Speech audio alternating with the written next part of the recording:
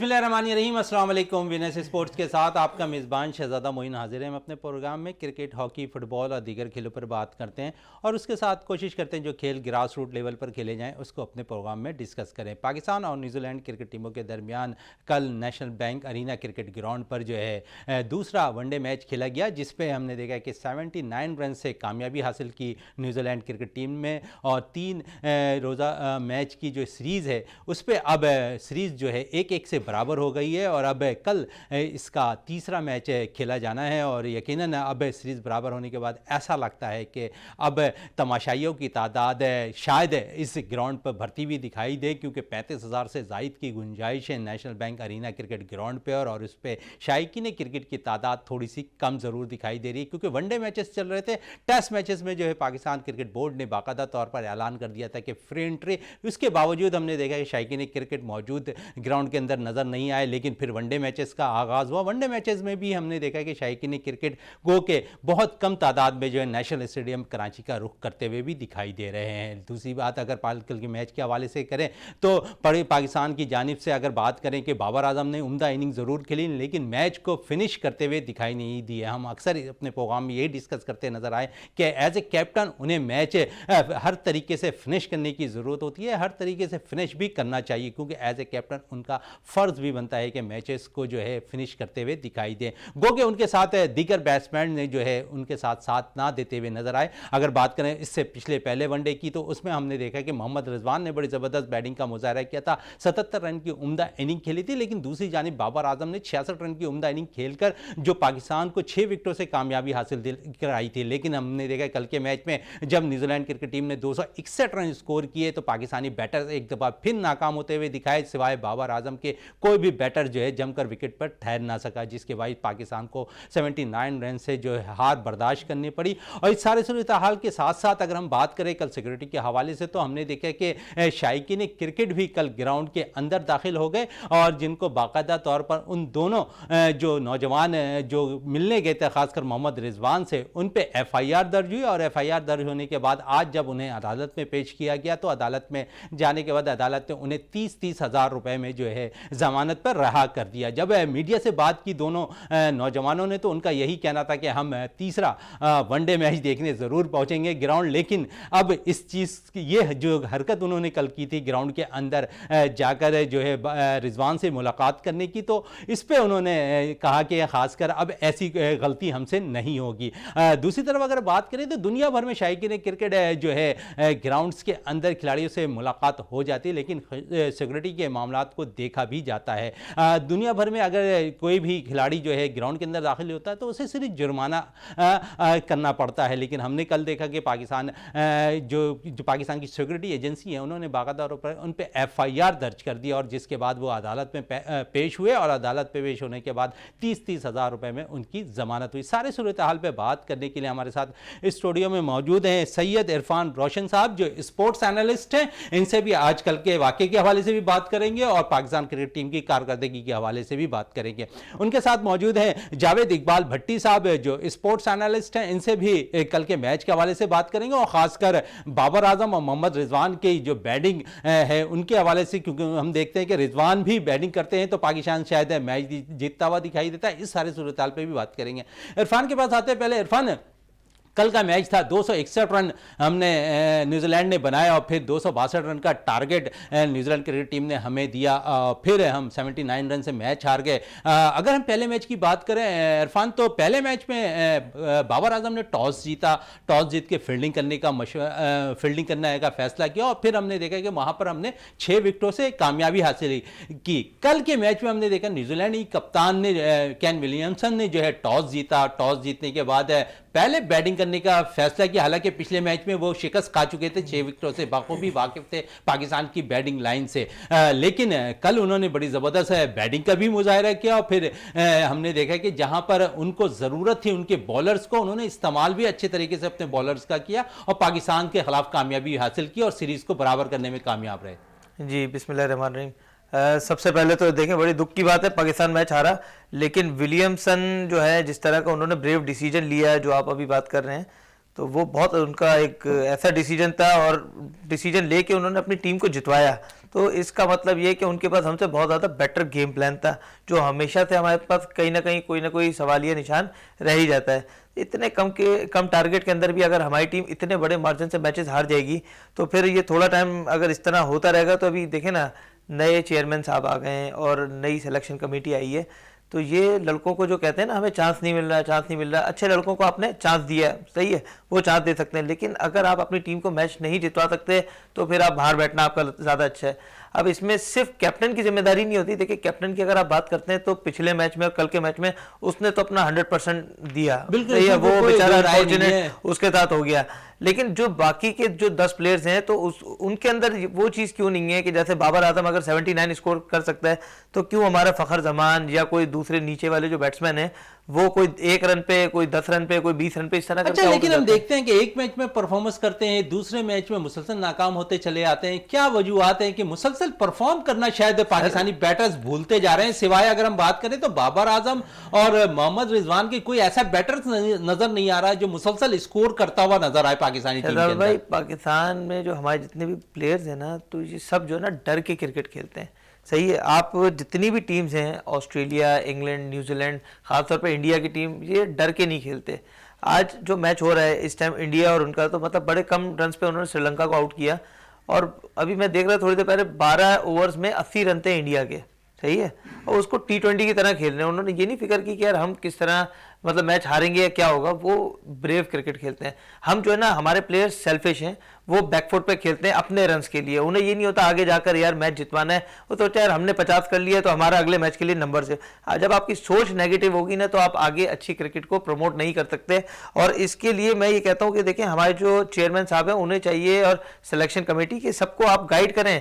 आपके अभी देखें इंग्लैंड से जिस तरह बुरी तरीके से आप टेस्ट मैच की सीरीज हारे, व्हाइट वॉश, तो वो आकर यहाँ पे आपके टेस्ट मैच में धुलाई करके चलेगा और आप वहां पे भी डर के क्रिकेट खेल लेते।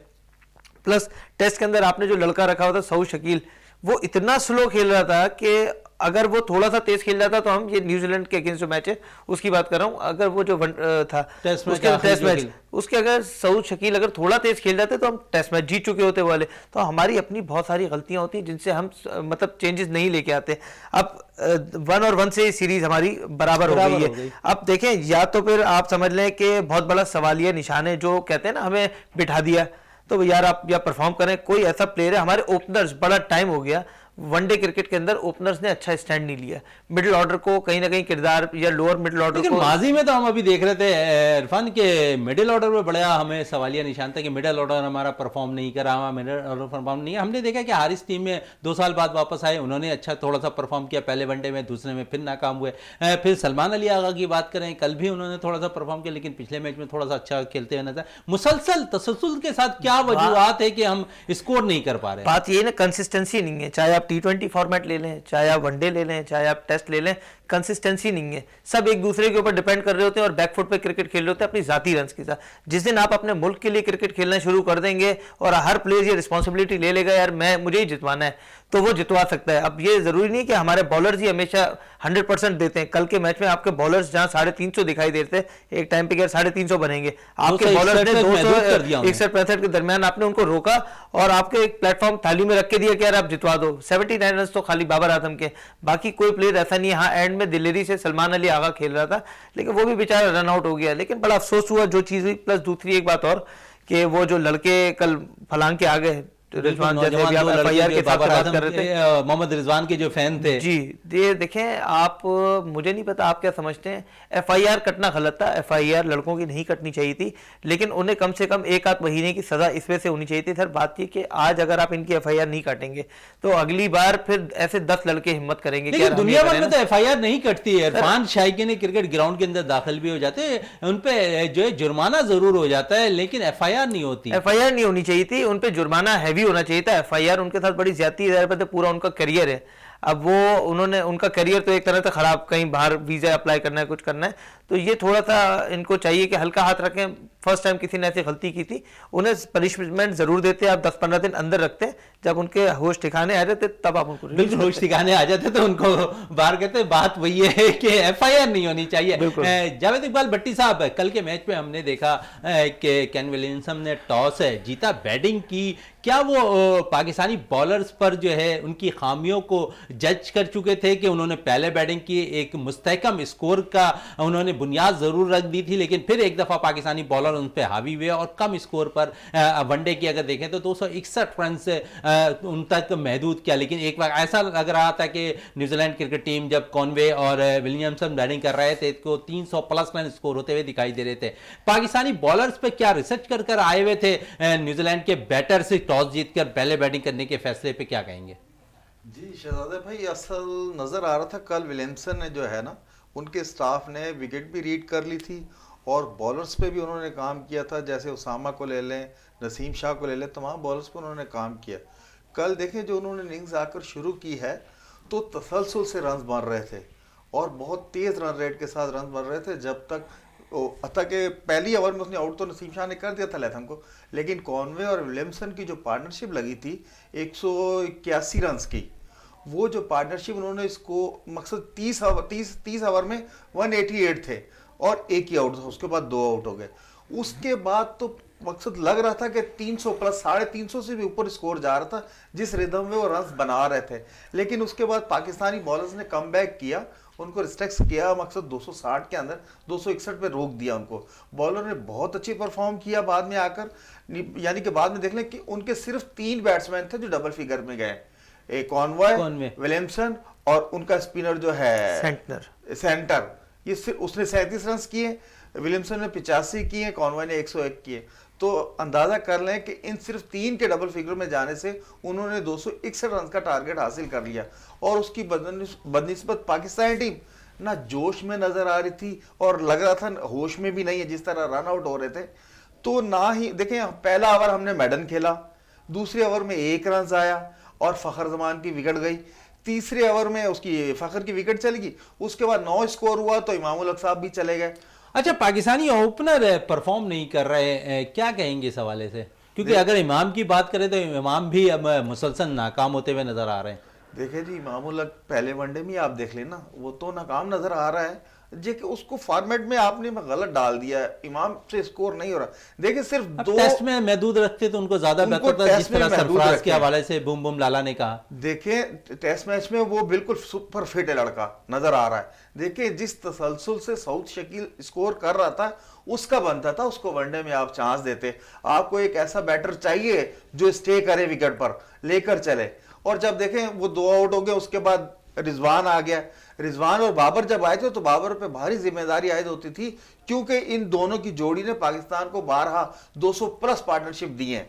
तो उसको चाहिए था गेम प्लान चेंज कर देते, दोनों खेलते। लेकिन देखें बाबर ने अगर 79 रन किए तो 114 बॉल्स पे किए।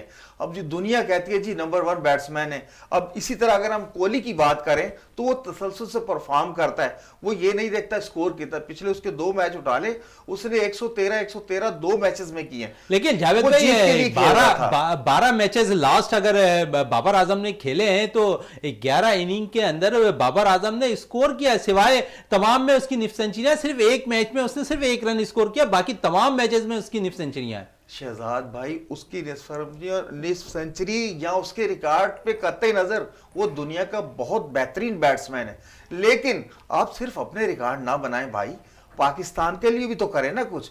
आप अपने रिकॉर्ड के लिए देखिए, कल वो इतना स्लो खेल रहा था, वो चाहता गेम चेंज कर सकता था, इतना बड़ा प्लेयर है, दुनिया मानती है। और उसके साथ रिजवान की जोड़ी, भाई आप कप्तान है, आप रिजवान को नहीं समझा सकते थे कि हमने ऐसे खेला? आप बिल्कुल बैकफुट पर चले गए, आपने बॉलें जाया करना शुरू कर दी।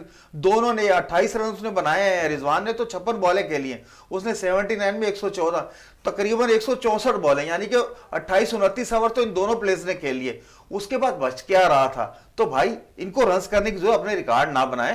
आप इतना स्लो, इतना बैकफुट पर मत जाए। रिकॉर्ड बनाए बॉलर्स को अपनी कारकर्दगी भी जो हावी कर लेते हुए दिखाई देते हैं। इसी पे मजीद भी बात करें, इरफान से बात करते हैं। इरफान, इमाम उल हक के हवाले से क्या कहेंगे? मुसलसल परफॉर्म नहीं कर रहे, बेंच पे अगर देखें तो डोमेस्टिक में उम्दा परफॉर्मेंस करने वाले ताहिर तैयब बैठे हुए हैं, जिन्हें डोमेस्टिक में फाइनल में भी बड़ा जबरदस्त वनडे कप में उन्होंने रन किया, मुसलसल रन भी करते आ रहे हैं, अच्छे ऑलराउंडर की हैसियत से भी वो टीम में मुंतखब हुए हैं। तो समझिए कि तीसरे मैच में ताहिर तैयब को चांस देना चाहिए कामरान गुलाम को।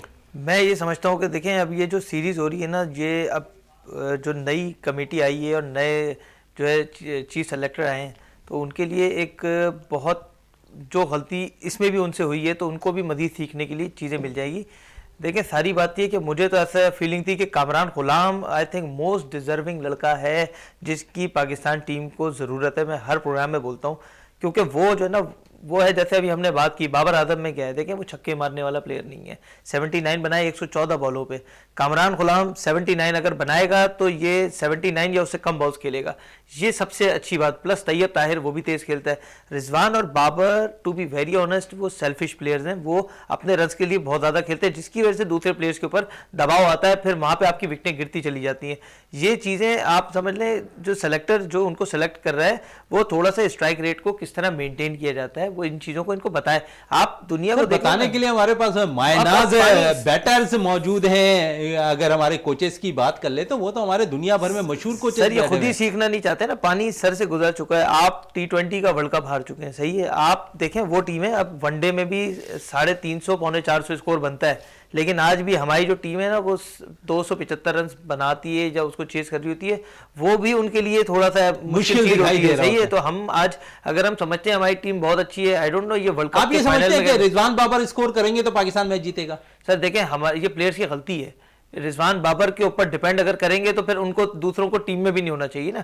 अगर वो उनको लगता है कि यार हम इनसे बेहतर हैं, हम इनसे अच्छा गेम परफॉर्म कर सकते हैं और करके दिखाएं, फिर आप ना कि उनके ऊपर डिपेंड करें, आप उनको बीट करें ना। वो तो शातिर हैं, वो तो स्लो खेल के अपने रन्स तो बना लेते हैं और टीम एक टाइम ऐसे आ जाती है, फिर आपको इतने कम रन्स के ऊपर भी आपको बिल्कुल बॉल टू डगमगाती हुई नजर आती है और चेस करने में थोड़ी सी मुश्किलात होती है। यकीनन जिस तरह मोहम्मद रिजवान और बाबर आजम सेल्फिश इनिंग खेलते हुए शायद नजर आते हैं विकेट के ऊपर और पाकिस्तान की जीत को हमकरार करने में नाकाम नजर आते हैं, तो यकीन यही इरफान साहब भी कह रहे हैं कि इनको सेल्फिश इनिंग खत्म करनी पड़ेगी और पाकिस्तान के लिए खेलना पड़ेगा, पाकिस्तान की जीत के लिए खेलना पड़ेगा। स्ट्राइक रेट को बेहतर बनाना होगा ताकि स्ट्राइक रेट अगर तेज होगा तो आसानी पाकिस्तान को टारगेट चेस करने में आसानी होती हुई दिखाई देगी। इस वक्त ब्रेक के लिए कहा जा रहा है, ब्रेक से वापस आते हैं तो गुफ्तगू को मज़ीद जारी रखते हैं।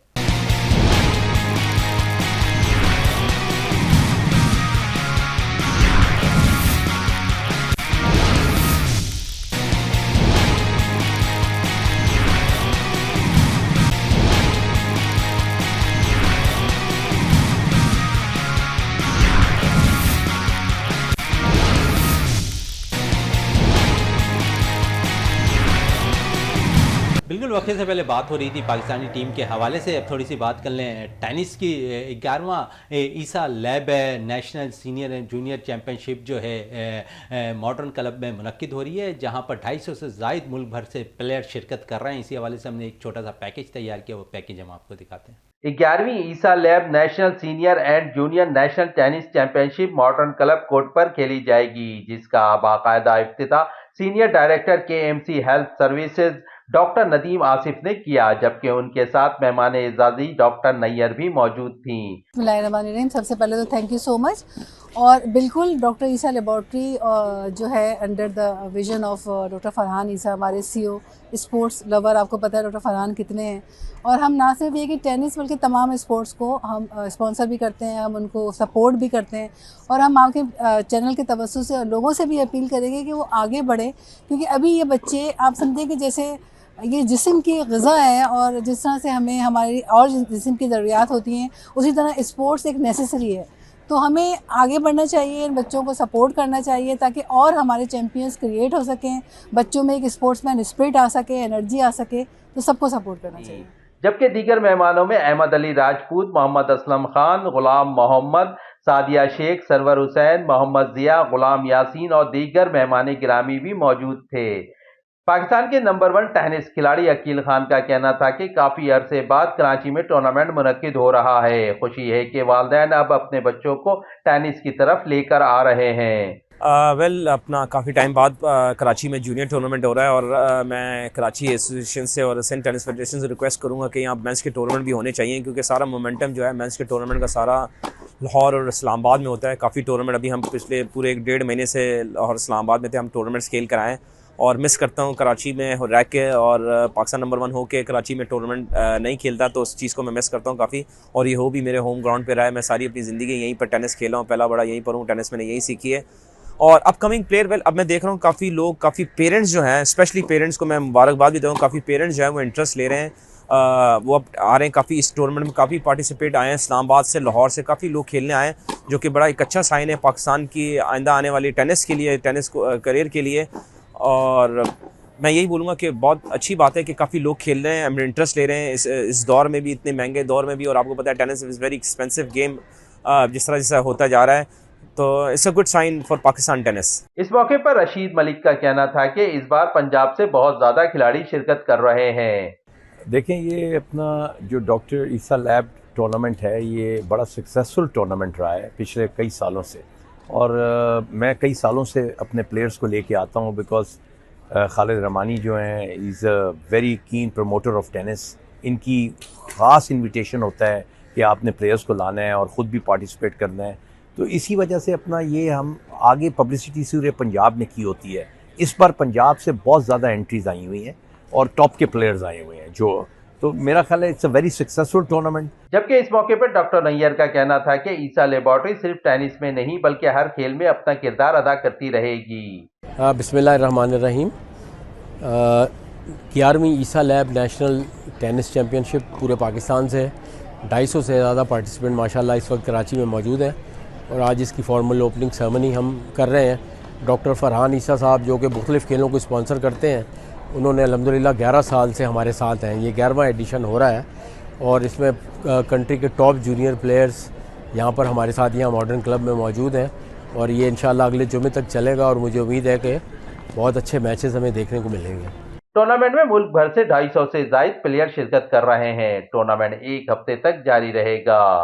शहजादा Moin, Venus TV, Karachi. Package आपने देखा, दोबारा क्रिकेट की तरफ वापस आते हैं जावेद भाई, किस तरह देखा कल हमारे जो नौजवान फास्ट बॉलर जिन्हें दोबारा चांस मिला, दूसरा वनडे खेल रहे थे, उसामा मीर, कैसा बॉलिंग, क्योंकि हमने देखा पहले मैच में बड़ी अच्छी बॉलिंग कर रहे थे, कल शायद थोड़ा सा नर्वस दिखाई दिए। हाँ शहजादे भाई, ये मेरे लिए भी सोचने का मकाम था कि पहले वनडे में इतनी अच्छी बॉलिंग की उसामा मीर ने, जगह से बॉल कराता था, लेकिन कल के मैच में कोई ऑफ कलर नज़र आया है। वो मैंने आपको बताया ना, कल ना लड़कों में जोश नज़र आ रहा था, ना ही होश नज़र आ रहा था, रनआउट्स भी। और जब उसको नीचे वाले बॉल, जैसे वो पार्टनरशिप उनकी ख़त्म हुई है, नीचे वाले प्लेयर आए तो उसकी बॉल अच्छी होने लग पड़ी, बहुत अच्छी बॉल करने लग पड़ा। तो ये है, इन पे बहुत मेहनत की ज़रूरत है, क्योंकि एक में अगर आपने एक में मैन ऑफ द मैच ले लिया कि मैंने बहुत अच्छी बॉलिंग कर दी, दुनिया में मेरा नाम हो गया, उसके बाद आप सोचते हैं कि चलो अब अगला मैच तो पक्का होगा, जैसे इरफान भाई ने कहा है, ये सोच निकालनी होगी, और जहन से ना डर, ये खौफ हार का ये निकालना होगा। इनके जहनों से अभी तक वो खौफ नहीं निकला है। कल उसामा मीर ने बॉलिंग तो अच्छी की, थ्रू आउट अच्छी बॉल की, लेकिन ये कि न्यूजीलैंड को, इसके बैट्समैनों को क्रेडिट देना पड़ेगा, उन्होंने रीड कर लिया उसामा को। जिस तरह से हमारा नया बॉलर अबरार आया था, न्यूजीलैंड ने उसको बहुत अच्छा रीड कर लिया था। इसी तरह उन्होंने पहले मैच में वो फंस रहे थे, तो उसको रीड करने के बाद उन्होंने बहुत अच्छे तरीके से उसामा को, क्या तमाम बॉलर्स को अच्छा खेला है। वो तो एक बैटिंग एकदम, नवाज का जो स्पेल चला है, बैटिंग क्लैप्स कर गई और न्यूजीलैंड 160 पे रुक गई, नहीं तो स्कोर 300 प्लस बन रहा था। और 300 प्लस अगर बन जाता तो जैसे हमने वो जो 181 की उन्होंने पार्टनरशिप कॉनवॉय ने और विलियमसन ने दी है, हमने टोटल स्कोर 182 रन किए हैं, तो इसका मतलब वो पार्टनरशिप ही नहीं हम खेल सके। इसी तरह अगर खेलते रहे तो मुझे नज़र नहीं आ रहा है, अभी इन्होंने तीसरा मैच फाइनल बना दिया है, मकसद फाइनल ही बन गया ना, एक एक मैच आप दोनों ने जीत लिया, अब तीसरा मैच आपने फाइनल बना दिया है। फिर कहते जी तमाशा ही नहीं आते, तमाशाइयों को जैसे एक तसलसल बना था, इन्होंने एक जीत तमाशाइयों को दी, तमाशाइयों ने दूसरे वनडे में स्टेडियम भर दिया, और इतनी जोक लोग, मैं देख रहा था सड़कें भरी हुई थी, लोग जा रहे थे। और स्टेडियम में देखें जब वो तमाशाई आते हैं उनका कोई भी बंदोबस्त नहीं, ना खाने का ना पानी का। मकसद पीसीबी जितना खर्चा मैचेस पे कर रहा है यार, कुछ तो तमाशाइयों के लिए भी आप फंड रखें, उनके लिए कम से कम पानी के गीजर लगा दें, कूलर लगा दें, खाने के छोटे छोटे स्टॉल लगा दें, अंदर लगा दें। और खाना वो तमाशाइयों से मेरी खुद बात हुई है कि यार कोई इंतजाम नहीं है, अंदर इतने महंगी चीजें मिल रही हैं। और आपको पता है जैसे ही पाकिस्तानी क्रिकेट के इतने लवर्स हैं, उन्हें जीत मिली तो उन्होंने स्टेडियम भर दिया। अब कल एक छोटा सा वाकया हो गया, वो 2 बच्चे, एक जावेद और अब्बास जो है वो अंदर चले गए। अब आपने उन पे उठा के FIR काट दी। यार किस मुल्क में ऐसा होता है कि FIR काट पनिश मिलती है, ज्यादा से ज्यादा उस पर 2 मैचेस आप स्टेडियम में देखने नहीं आएंगे, या थोड़ा सा जुर्माना हो जाता है मामूली सा, वो भी दूसरों के लिए कि यार तमाम लोग ना शुरू हो जाएं। इन्होंने उठा के उन पे FIR काट दी। ये सरसर ज्यादती, बिल्कुल सरसर तमाशे ज्यादती कैसे है। आएंगे इरफान, ग्राउंड में? पाकिस्तान की रैंकिंग अगर बात करें ICC में वनडे की, तो पाकिस्तान ने पहले 6ठे पोजीशन पे था, फिर पहला वनडे पाकिस्तान जीतता है तो दूसरी पोजीशन पर आ जाता है। तो क्या समझ रहे हैं कि फिर हमारी रैंकिंग जो है नीचे जाती हुई दिखाई दे रही है? देखिए हमारी रैंकिंग तो बहुत टाइम से ही है, हम तो कभी एक्सपेक्ट नहीं कर सकते कि अच्छी होगी, क्योंकि हमसे और बहुत ज़्यादा टीमें दूसरी हैं जो अच्छा परफॉर्म करती हैं। और मैं सारी बात वही शहजादा भाई, हमारी क्रिकेट आज भी और कंट्री से बहुत पीछे है। जो हम समझते हैं ना कि हमारे पास वर्ल्ड क्लास बाबर आजम और ये सब वर्ल्ड क्लास होने के बावजूद भी इनको अपना गेम बहुत इम्प्रूव करना पड़ेगा। इम्प्रूव है, लेकिन आपको अपना स्ट्राइक रेट मेंटेन करना पड़ेगा, चाहे रिजवान हो चाहे ये हो। और रिजवान के अंदर तो देखें एक बुरी बात ये कि उसके पास सिर्फ लेग साइड का गेम है। ऑफसाइड पे तो उस दिन बड़ी जबरदस्त शॉट खेले हैं पहले वनडे में रिजवान ने। खेले हैं, लेकिन आपको कंसिस्टेंसी दिखानी होगी आपको, ताकि कोई आपको रीड ना करके आ सके, कि आपके ऊपर कोई अटेम्प्ट ना करे ना यार कि इसको हम आराम से आउट कर लेंगे, सिर्फ लेग पे खेलता है। जैसे आपने इंडिया को डिस्टर्ब किया और टीमों को किया था रिजवान ने, उसको हम क्रेडिट देते हैं। जब आप अच्छा खेलते हैं हम आपको क्रेडिट देते हैं, लेकिन जब बुरा खेलते हैं तो हमारा हक फर्ज बनता है हम यहाँ पे बैठ के बोलें। हम इस वजह से बोलते हैं क्योंकि हम सबको एक एतमाद होता है, सबकी एक्सपेक्टेशन होती है कि हमारी टीम में हम तो ये चाहते हैं कि सबसे अच्छा परफॉर्म करें, लेकिन इनको जो समझाने वाले हैं वो इनको समझाते नहीं है ना, तो उसकी वजह से ये बहुत ज़्यादा हमारी क्रिकेट का एक तरह से नुकसान होते जा रहा है। अभी बिग बैश उसकी बात करूँ मैं बांग्लादेश प्रीमियर लीग की, आजम खान ने वहाँ पे कितना अच्छे 100 रन किए, सही है, टैलेंटेड बच्चा है। आप उसको इस काबिल भी नहीं समझते कि यार उसको T20 में आप चांस दें। आपकी आजम खान की देखें फिटनेस भी मेरे हिसाब से, सिर्फ वेट ज़्यादा है, फिटनेस भी उसकी 100% है मेरे हिसाब से। 2 रन भागने होते हैं, बेटा होने के नाते शायद उस पे ये चीज़ तो नहीं आ रही सर। टैलेंटेड बेटा है मोइन खान ने, तो अच्छी बात है, ज़बरदस्ती टीम में घुसवाता भी नहीं है। आप मुझे बता दें जितने छक्के आजम खान लगाता है हमारी टीम में कौन ऐसा है। इंडिया का जो सूर्या कुमार यादव है उसके 6 इतने ज़्यादा हैं, हमारी पूरी टीम ने पिछले 2 साल में इतने छक्के नहीं मारे। तो हम सर कौन सी दुनिया में। हाँ, बस इंडिया वालों के लिए पॉजिटिव चीज़ ये एक होती है कि उनके सारे मैचेस ज़्यादातर जो है उनके अपने मुल्क में होते हैं। अब हमारे पास भी अगर हो रहा है तो आप अपनी पिचों पे इतनी अच्छी तैयारी तो करें कि दूसरी टीम आए आप उसको अपसेट कर दें, ना कि वो अगली टीम आपको अपसेट करके चली जाए। और शाहिद आफरीदी की मैं बात करता चलूँ, इन्होंने देखे माशाल्लाह इस बार अच्छा लगा कि मेरिट के ऊपर सिलेक्शन करना शुरू की है। इसमें कोई ये बात नहीं होती कि यार ये कराची से, ये पंजाब से, वो बिल्कुल न्यूट्रल बंदा है। वो बिल्कुल क्रिकेट के मेरे ख्याल से नजम सेठी और इनकी वजह से क्रिकेट बहुत मज़ीद प्रमोट होगी। जिनको ये था कि यार हमें चांसेस नहीं मिल रहे, अब उनको चांसेस मिले, अब मिले तो उनके लिए एक बहुत बड़ा प्लेटफॉर्म है।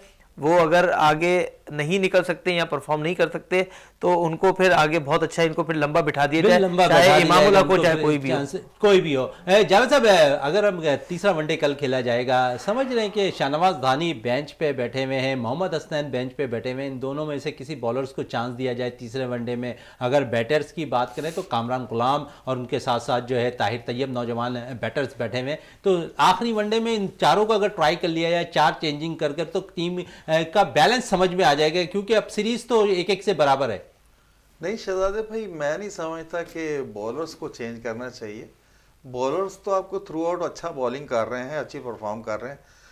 सिर्फ बैटिंग का जो है ना, बैटिंग में आपको कामरान गुलाम को भी लाना चाहिए, तैयब ताहिर, दोनों को चेंज करना चाहिए।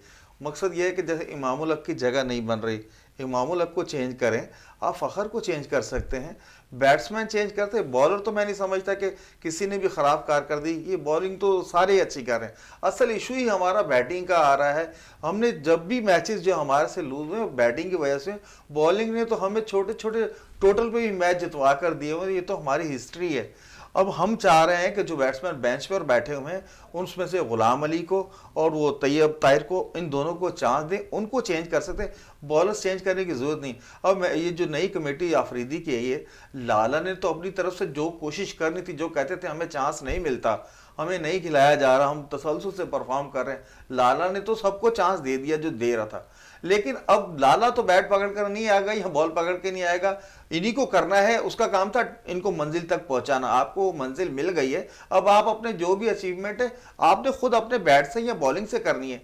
और तो मैं कमेटी को तो मकसद कोई भी इसका कसूर नहीं है, क्योंकि बैट्समैन अगर बैटिंग नहीं कर रहा है तो पीछे वो बैठे, उनका क्या कसूर है। पहले मैच में इन्होंने स्कोर किया था ना, इन सब लड़कों ने स्कोर किया था दूसरे में, लेकिन ये तसलसल नहीं है। अगर तसलसल है बाबर और उसमें है रिजवान में, वो अपना स्ट्राइक रेट उनका अच्छा नहीं है, वो अपनी बारी लेते हैं, बारी लेते लेते पीछे जो पड़े होते हैं बैट्समैन, उन पे इतना दबाव आ जाता है कि वो गलत रन आउट हो रहे हैं। वो आगा जब आया था इनिंग्स बिल्ड हो गई थी, अच्छी बन गई थी इनिंग्स, पता चल रहा था कि वो फ्लो में रन बना रहा था। बाबर तो बैकफुट पे जा रहा था, वो बिल्कुल आड़े तिरछे स्वीप शॉट बहुत अच्छी खेल रहा था आगा, लेकिन गलत काल पे गलत टाइम पर वो आउट हो गया, वो रन आउट गलत टाइम पे, जिसका नुकसान पाकिस्तान को हुआ। इरफान, पाकिस्तान में अगर हम देखें तो माजी में आसिफ अली, हैदर अली और उसके साथ दीगर बैट्समैन को मिडल ऑर्डर पर ट्राई किया, इफ्तिखार अहमद भी हमारे नज़र आ रहे थे, लेकिन अब हारिस सोहेल के आने के बाद, क्योंकि 2 साल के बाद कम बैक हुआ है, समझिए कि वनडे के साथ T20 में भी उनकी शमूलियत यकीनी दिखाई देती है। देखिए, वनडे में अगर अच्छा परफॉर्म करेंगे तो वो T20 में जाहिर बात है उनको फिर खिलाया जाएगा। अच्छा, मेरे अभी जहन में एक चीज़ आ रही है कि अभी ये सिलेक्शन अच्छी हुई, हर चीज़ हुई, अब जैसे रिजवान है वो है एक्सपीरियंस्ड, तो आगा सलमान है, उनका भी फॉर्म लगा हुआ है, तो इनको थोड़ा सा चाहिए नीचे भी कोई आपके पास एक ऐसा एक्सपीरियंस होना चाहिए प्लेयर के, जो इनिंग को अगर आप कहीं कोलैप्स हो जाए तो मेरे ख्याल से रिजवान का नंबर थोड़ा सा आप नीचे करके आगा को ऊपर चांस दें तो आपको नीचे बैटिंग में थोड़ा सा डेप्थ एक मिल जाएगी। सही है, वहाँ पे फिर रिजवान के ऊपर जब खुद प्रेशर आएगा वो इस चीज़ को रियलाइज करेंगे कि यार मुझे थोड़ी तेज़ क्रिकेट खेलनी चाहिए। और उसामा मीर के हिसाब से फिर मैं आपसे एक बात करता चलूँ, देखें उनके लिए तो बहुत बड़ा प्लेटफॉर्म है कि उनका डेब्यू उनकी अपनी कंट्री में हुआ है। ये भी नहीं है कि आप न्यूजीलैंड या ऑस्ट्रेलिया या कहीं जो जहाँ पे स्पिन को इतना प्रमोट नहीं किया जाता, उन पिचेस के ऊपर तो डेब्यू हुआ भी नहीं है। तो कल जो उनकी बॉडी लैंग्वेज थी तो बहुत ज़्यादा बैकफुट पे थी, और जिसकी वजह से ये सब लोग चीज़ें नोट कर रहे हैं कि उसामा मीर देखें। और दूसरा उनके साथ एक बहुत बड़ी ख़राबी है कि गुगली मार सकते हैं लेकिन बहुत कम वो गुगली का यूज़ करते हैं।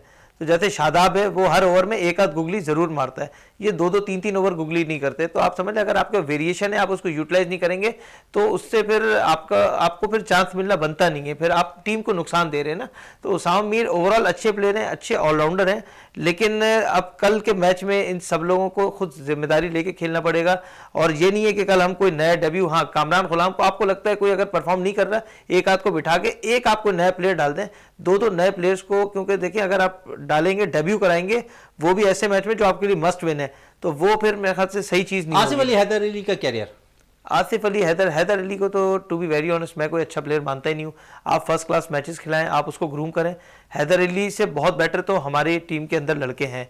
आसिफ अली की रही बात, आसिफ अली को भी फर्स्ट क्लास क्रिकेट आप ज़्यादा खिलाएं और आप उनके ऊपर डिपेंड ना करें, क्योंकि रही बात छक्के मारने की, आपके कामरान गुलाम, आजम खान और बहुत अच्छे अच्छे आपके पास प्लेयर हैं। और इस वाले टूर्नामेंट के अंदर वनडे में आपको इफ्तिखार अगर सेट चल रहा था आपके साथ तो आपको उसको भी चांस देना चाहिए था। बिल्कुल चांस देना चाहिए। नौजवान कासिम अकरम की बात हम ज़रूर करेंगे, क्योंकि जिस तरह का वो बैटर्स और अच्छा स्पिनर है, समझ रहे हैं कि उसे भी आने वाले वनडे मैचेस में जो इसके बाद, क्योंकि न्यूजीलैंड ने फिर वनडे सीरीज़ के लिए 5 मैचों की, तो वहाँ उसे चांस मिलना चाहिए।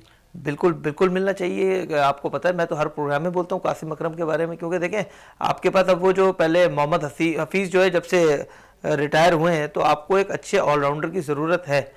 इफ्तिखार में थोड़ी सी वो वाली क्वालिटी है। आपने शोएब मलिक को भी साइड लाइन किया हुआ है, हालांकि वो पूरी दुनिया में जाके आज भी परफॉर्म कर रहे हैं। तो आपको अगर यंगस्टर चाहिए तो आपके पास इस टाइम इनसे अच्छा कोई प्लेयर है नहीं, आपको चाहिए इस बच्चे को लाजमी चांस दिया जाए इसके अंदर। बिल्कुल चांस दिया जाए। जावेद भाई क्या कहेंगे, आसिफ अली के साथ साथ हैदर अली की बात हो रही, क्या चांसेस हैं अब उनके वापस आने की टीम में? जिस तरह ये कह रहे हैं कि डोमेस्टिक में उन्हें परफॉर्म करना होगा, अपनी सलाहियतें दिखानी होगी, अनकरीब अब पाकिस्तान में PSL स्टार्ट होने वाली। मैं इरफान भाई की बात को ही सेकंड करता हूँ कि इनको तो मैं कहता हूँ पाबंद किया जाए डोमेस्टिक खेलने का, कि आपने बाहर लीग छोड़े, पहले पाकिस्तान में डोमेस्टिक खेलें, परफॉर्म करें, फिर ऊपर आए। ये देखें, ये जो उसामा आया है ये अभी पाकिस्तान कप खेल कर आया है, अपना हारिस सुहेल भी पाकिस्तान कप खेल कर आया है। तो अपने डोमेस्टिक में आप खेलें या परफॉर्म करें, आपका चांस बनेगा। और ये इनका ये नहीं कि कैरियर ख़त्म हो गया, आसिफ भी आएगा, हैदर अली भी आएगा, ये बहुत अच्छे प्लेयर हैं। आपको पता है आजकल टाइम ही छक्कों का है, और इनको आप समझ लें कि इन्होंने आना है टीम में, ये कहीं नहीं जाने वाले, इन्होंने आना है, घूम फिर के आना टीम में। लेकिन शर्त है कि ये जो नई इंतजामिया आई है इनको पाबंद कर दिया जाए कि जो भी डोमेस्टिक सीजन होगा आपने उसमें खेलना है। आप खेलेंगे तो पता चलेगा ना। आप बाहर जा रहे, जैसे आजम खान ने 100 कर दिए बांग्लादेश प्रीमियर लीग में, उस्मान खान ने कर दिए, वो किसी गिनती में नहीं आएगा। आप डोमेस्टिक में आकर स्कोर करें। सर यहाँ तो पीएसएल में जो अच्छा परफॉर्म करता है, दुनिया भर में जो लीग होती है उसमें अच्छा परफॉर्म करता है तो वो टीम में वापस आ जाता है।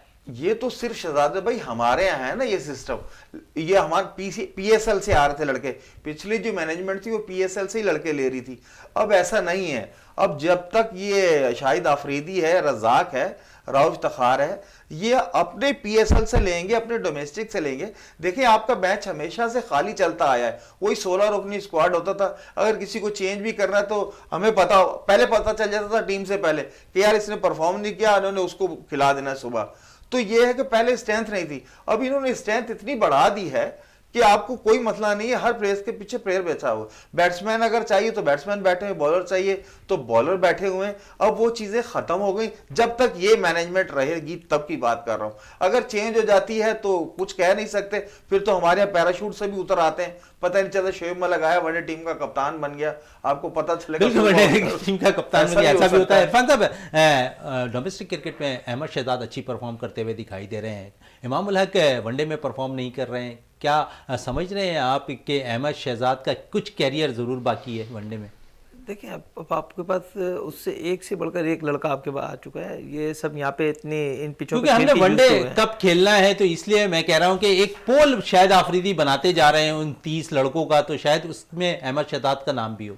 देखिए अगर अच्छा परफॉर्म करेगा तो डेफिनेटली उसका नाम होना चाहिए, सही होना चाहिए। और रही बात अभी थोड़ी देर पहले जो बात हो रही थी, जावेद भाई बिल्कुल सही कह रहे हैं। देखिए वो आपको बताना ही चाह रहे हैं कि पीएसएल से आप खाली सिलेक्शन नहीं कर सकते सर, पाकिस्तान कप ज्यादा इंपॉर्टेंट है क्योंकि वो डोमेस्टिक है। यहाँ का आप डोमेस्टिक ओवर का मैच है ना। आप इसी चीज को तो देख लें इरफान साहब के जूनियर लीग जिसे बंद करा दिया गया है, ये नई जो मैनेजमेंट आई उन्होंने बंद करा दिया, लेकिन इसी जूनियर लीग से आपने 6 प्लेयर्स कौमी टीम में डाल दिए। इसके अलावा अगर बात करें तो जूनियर कप यहाँ पर अंडर 19 का जारी था, पाकिस्तान क्या था ट्रॉफी एक जानिब जारी थी, तो पाकिस्तान जो माजी में जो चीफ सेलेक्टर रहे हैं और जो मैनेजमेंट कमेटी में बाकायदा तौर पर चेयरमैनशिप का ओहदे पर संभाले हुए थे, उन्होंने अंडर 19 को ज्यादा तवज्जो दी। अंडर 19 के मैचेस बाकायदा बराह रास्त दिखाए जा रहे थे, जबकि दूसरी जानिब कैदम ट्रॉफी का फाइनल चल रहा था। तो आप क्या मैसेज दे रहे थे नौजवान क्रिकेटर्स को? सर बात सारी यही है कि बहुत अच्छा किया इन लोगों ने बंद कर दी, जो मैं समझता हूँ ना, क्योंकि आप अगर ग्रूम्ड हुए हुए प्लेयर्स को जब चांस नहीं देते तो फिर आप अंडर 19 वालों को तो छोड़ दें, फिर तो आप उनको दूर दूर तक कहीं चांस नहीं देंगे, क्योंकि हमारे मुल्क में मेरिट नाम की जो चीज़ है ना वो बहुत कम है। और दोबारा मैं उस चीज़ के ऊपर आता हूँ। देखिए पीएसएल से खाली आप जो लड़के हैं T20 के लिए अच्छे लड़के निकाल सकते हैं, आपके डोमेस्टिक के अंदर परफॉर्मेंस सामने लाजमी होनी चाहिए।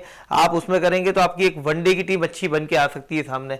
अगर ये चीज़ आप नहीं करेंगे तो आप अपनी टीम को नुकसान देंगे कि आप एक T20 के फॉर्मेट से आप वनडे के प्लेयर्स को नहीं निकाल सकते। इरफान भाई यही तो मसला चल रहा है ना, आप उधर से पीएसएल से T20 के सिर्फ निकाल सकते हैं, ना वनडे का प्लेयर आपके पास आ रहा है, ना टेस्ट मैच के प्लेयर आ रहे हैं। देखिए कितनी बुरी तरीके से हम टेस्ट मैचेस हारते चले। तो उसमें चाहिए बैट्समैन जिसने 3 रोजा 4 रोजा मैचेस खेले होंगे डोमेस्टिक के, तो वो आके परफॉर्म करेगा टेस्ट मैच में, ना कि ये पीएसएल वाले 4 ओवर्स के बॉलर और तो ये 10 ओवर के बैट्समैन, वो टेस्ट मैच में परफॉर्म नहीं कर सकते। जब तक हम ये अपनी डोमेस्टिक से नहीं उठाएंगे, पहले 3 रोजा मैचेस होते थे, 4 रोजा मैचेस होते, ये ज्यादा से ज्यादा होने चाहिए। उसके बाद हमारे पास जो प्लेयर आएंगे ना वो टेस्ट के आएंगे और वनडे के आएंगे। T20 अब पीएसएल से सिर्फ आप T20 के लिए ले सकते हैं, बकाया तो आपके पास प्लेयर नहीं आएगा। अब तो सारी बात ये कि नई मैनेजमेंट को आए हुए अभी पहली सीरीज ही है। अब मुझे लगता है जिन चीजों पे हम लोग बात करते हैं, क्योंकि शायद मैनेजमेंट काम कर रही है, लेकिन काम करेंगे सर, ये काम नहीं करेंगे तो ये भी फारिग हो जाएंगे, ये काम करेंगे और मुझे लगता है इनके आने से बहुत ज़्यादा बेहतरी आएगी, क्योंकि इनका खुद का भी देखें, ओवरऑल देखा है, ये कभी इन लोगों ने सेल्फिश इनिंग मतलब अपने लिए नहीं खेला, इन्होंने हमेशा मुल्क के लिए खेला। जो आज बैठे हैं मोहम्मद वसीम को जिसने आपने बिठाया हुआ था पहले, वो सेल्फिश बंदा अच्छा, था। शाहिद आफरीदी के हवाले से क्या कहेंगे एज ए चीफ सेलेक्टर?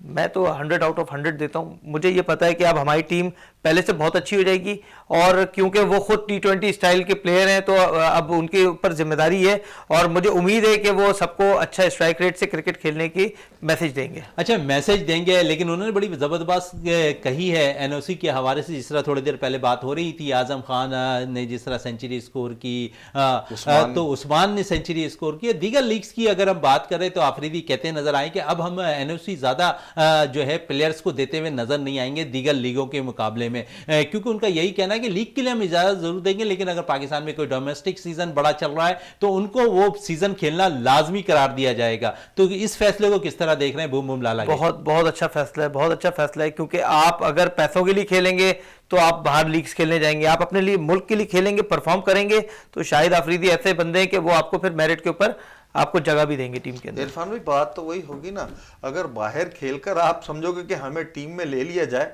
तो फिर तो ये आपकी गलत सोच है। भाई आप डोमेस्टिक में परफॉर्म करो, फिर आपको अगर मौका नहीं मिलता फिर आप गिला करें किसी से। बाहर बांग्लादेश में या ऑस्ट्रेलिया में या इंडिया में कहीं जाकर आप भले 100 करें, उससे कोई फर्क नहीं पड़ता। भाई डोमेस्टिक खेलो, फिर आप कहें कि हमें टीम में नहीं ले रहे, फिर आपका चांस अगर बनता है तो पब्लिक और हम आप यहाँ बैठकर उनके लिए आवाज उठाएंगे। अब वो बाहर लीग्स खेल रहे हैं, हम उनके लिए क्या आवाज उठाएं? बिल्कुल, इसी पे कंटिन्यू करते हैं इरफान। जिस तरह लीग की बात हो रही है तो अमाद वसीम बिल्कुल मुकम्मल तौर पर बाहर लीग खेलते हुए मुख्तलिफ लीगों में नजर आ रहे हैं, डोमेस्टिक क्रिकेट पे उनकी तवज्जो नहीं है। क्या समझे, उनकी भी वापसी नजर आ रही है आपको? सर, क्योंकि जो पहले मैनेजमेंट थी ना, उन्होंने तो इमाद वसीम को अच्छा होने के बावजूद भी साइडलाइन कर दिया था। तो अब यह है कि अब इमाद वसीम को, हाँ सही है, आफरीदी का अच्छा फैसला है कि लड़के अगर डोमेस्टिक को प्रेफरेंस देंगे तो आप उनको फिर टीम के अंदर प्रेफरेंस देंगे, तो इमाद वसीम का भी मेरे ख्याल से कम बैक हो जाएगा।